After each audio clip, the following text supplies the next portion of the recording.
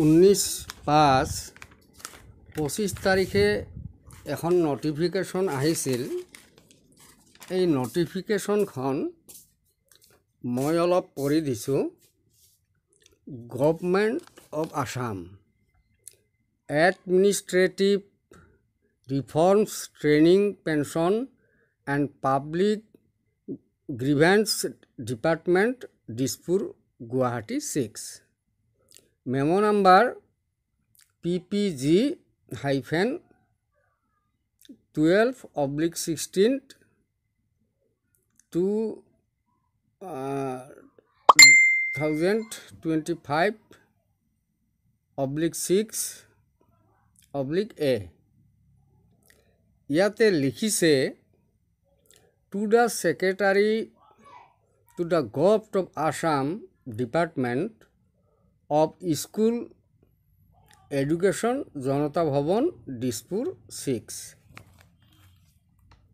subject likhise regarding petition submitted of old pension scheme instead of new pension scheme that NPS in respect and serving teacher and employees tolot likhise Sir, with reference to the subject cited above, I am directed to forward herewith the letter under reference received from Finance Budget Department regarding the petitions submitted by Assam High School Teachers Association and all Assam Elementary Retired Teacher and Employees Association newly provincialist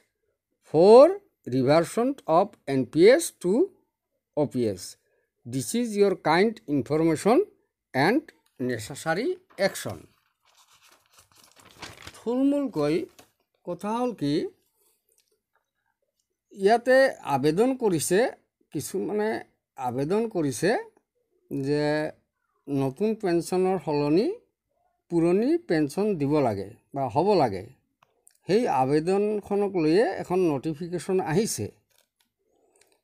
ইয়াতে কৈছে যে অৱসৰপ্ৰাপ্ত আৰু কৰ্মৰত অসম উচ্চতৰ মাধ্যমিক শিক্ষক সংস্থা আৰু অসম এলিমেণ্টাৰী অৱসৰপ্ৰাপ্ত শিক্ষক কৰ্মচাৰী সংস্থা নতুনকৈ প্ৰাদেশিত হোৱা NPSৰ পৰা OPS লৈ ঘূৰাই অনাৰ দাবীত দাখিল কৰা আবেদনৰ দাবীবোৰ উল্লেখ আছে যে আপোনালোকক অনুৰোধ জনাওঁ যে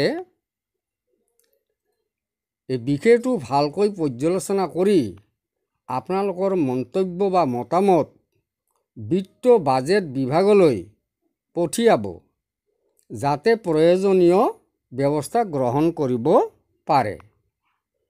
ফাইনেন্স বাজেট ডিপাৰ্টমেণ্ট অনতিপলমে ইয়াৰ এটা সুব্যৱস্থা কৰিবলৈ অনুৰোধ জনাইছে। এওঁলোকে এটা অনুৰোধ জনাইছে ফাইনেন্স বাজেট ডিপাৰ্টমেণ্টক যে অনতিপলমে ইয়াৰ এটা কিবা সুব্যৱস্থা কৰক আৰু ইয়াৰ অনতিপলমে কিবা এটা বিহিত ব্যৱস্থা কৰক। এইটোৱে আছিল আজিৰ এই বাতৰিটোৰ মূল কথা। গতিকে এটা ভাল খবৰ, যিসকলে পিটিশ্যন কৰিছিল বা আবেদন কৰিছিল তেওঁলোকৰ এই দাবীটো হয়তো মানি ল'ব বা ইয়াৰ কিবা এটা সুব্যৱস্থা কৰিব আৰু সেইটো কৰাৰ কাৰণে এই চিঠিখন আহিছে।